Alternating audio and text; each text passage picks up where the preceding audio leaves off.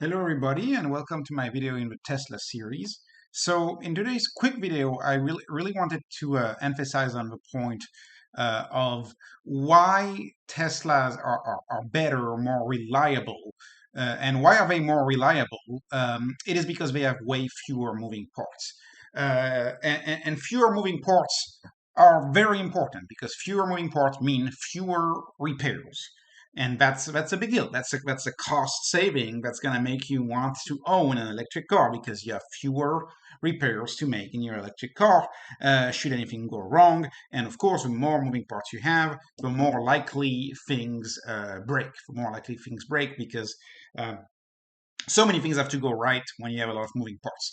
So first, let's start with the drivetrain. So, right, a car as the drivetrain as one of the main features of moving parts.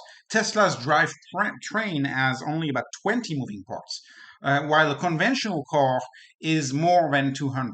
Knowing that it really depends on the car. Like you have cars that could have 500. I've even seen people online talk about 1,000 parts sometimes for more complex ones. So it really depends on the car, but you have probably a factor of at least 10x fewer parts for the drivetrain alone. But the drivetrain is just one part of a car that has moving parts that can break and that need repair. Another thing that needs repair on a traditional ICE gas car is the engine. And Tesla, of course, has a electric motor. An electric motor only has two moving parts.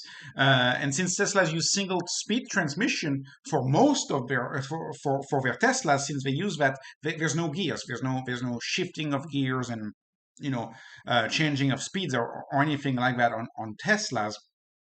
Uh, so really, an electric engine is really what is it? Is it just a stator and a rotor? That's all it is. It's really just two parts.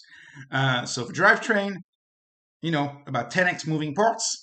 The engine on an electric car is always two parts, right? It is two parts. That's the engine on an electric car.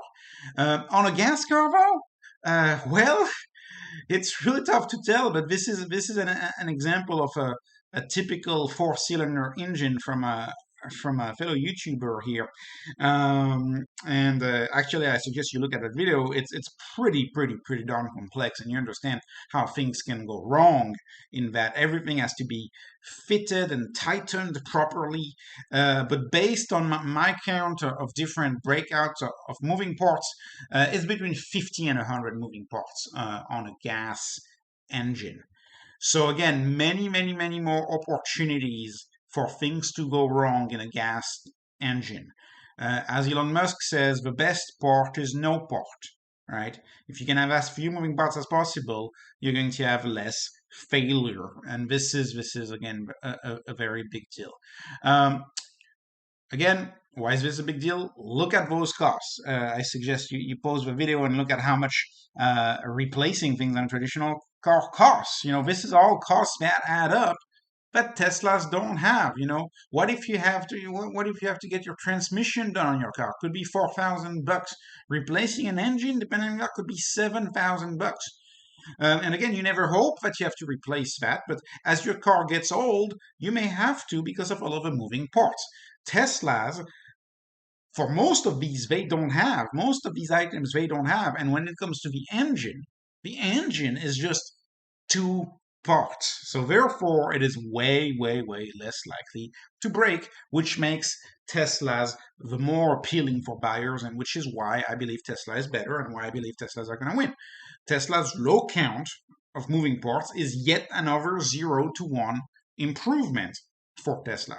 Teslas, as far as moving parts are concerned, are not just 10% better, i.e., there would be 10% fewer parts. No, they are more like 10 times better, i.e., 900% better, which means that people are going to flock to a product that has yet another feature that is 10 times better.